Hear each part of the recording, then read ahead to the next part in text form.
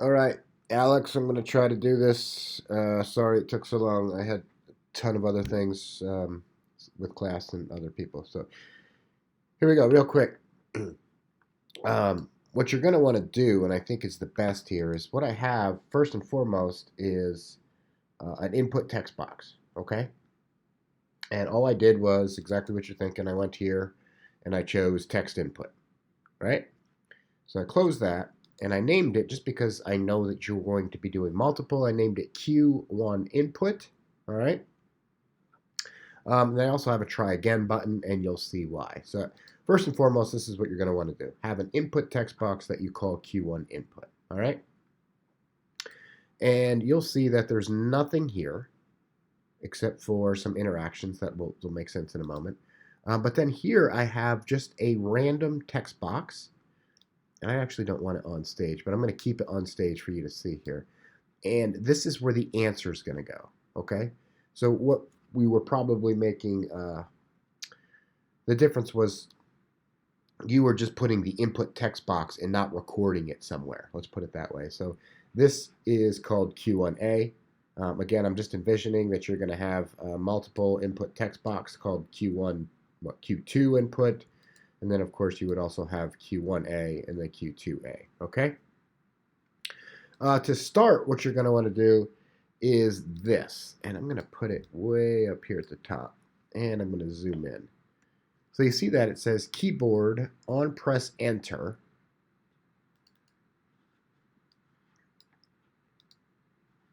This is a pain, but you'll see here in a second. Ah! So I chose keyboard and on key pressed. And what I want to happen on key press, well, the key of enter, is this. I want Q1A. Okay, so I want that Q1A, that text box, not the input text box, but that text box.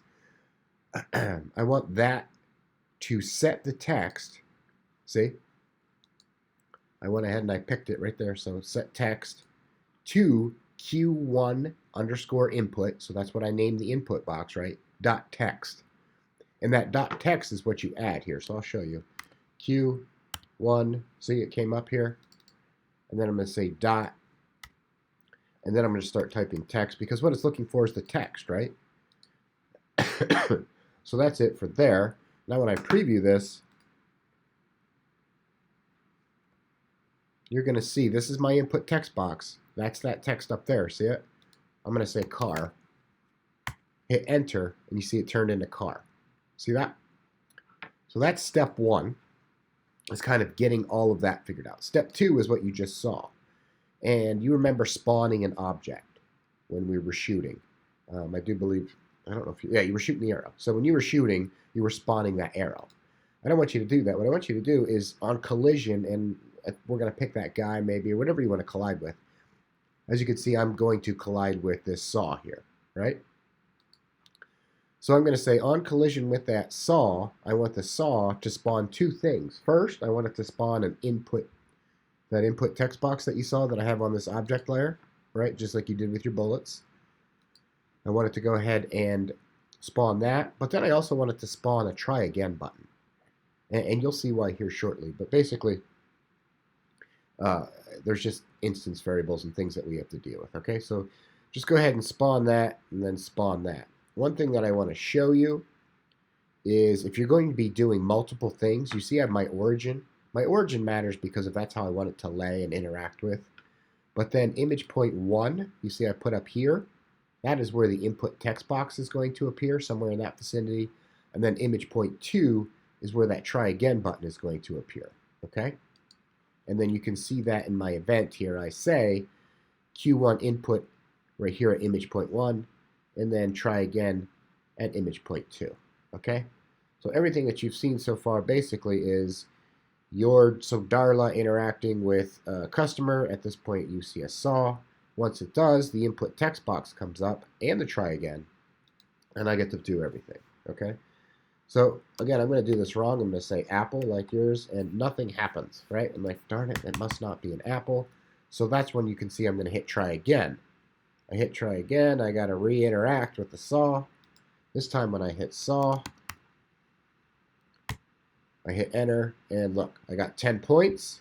That fence went away, and now I can continue. Oh gosh. Look at that snake. Okay? And that you'll see right here is what I'm saying is, and I'm not even going to show you, you can see it right here.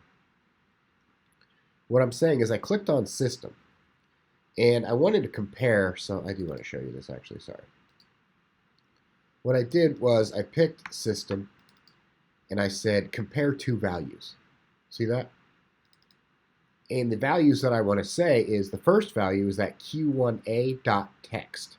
Just like we did with the q1 underscore input.text, we're doing the same thing. So we're saying whatever the text is in that q1a text box, if it's equal to the second value of saw, we are good. And that's exactly what I want to happen. Okay? So that's it. I'm just simply saying if that thing is equal to saw, go ahead and add 10 points to score, which you should have done. But then I want all that other stuff to go away. I want the Q1 input to go away. I want the Q1A to go away. I want the saw to go away, the fence to go away, and even the try again to go away. Right? I just want all that stuff to go away so I can continue. I mean, isn't that the idea? You get the apple, it goes away, whatever roadblock that you had up, and you can see that I chose a fence. I don't know what yours will be. Maybe it'll be something invisible, but whatever it is will go away so you can continue on. Excuse me. And then, of course, you have the try again button. What I did with the try again button is I just made a regular old button, like nothing fancy, and just said when it's clicked, I just want you to get rid of that input and the try again button. So that way I can kind of re-engage with the customer or the saw in this case and do it all over again until I get it correct. Okay, so one more time. I'm going to preview it. Nothing is going on here, you see, but the moment that I interact, I'm spawning two objects on the saw, the input, and then the try again. The moment that I start typing in here, which in this case I'm going to do it wrong, when I hit enter, you can see that Q1 input reflects up here in Q1A. I get that information by saying .text, right? So you saw that. And this is wrong, so I'm going to say try again. Everything destroys, but I can re-engage. And then you'll see my fence, you'll see all my roadblocks, but the moment that I do the correct thing, I get my points, my guy's here, and off I go to save the day. Okay? That should do it.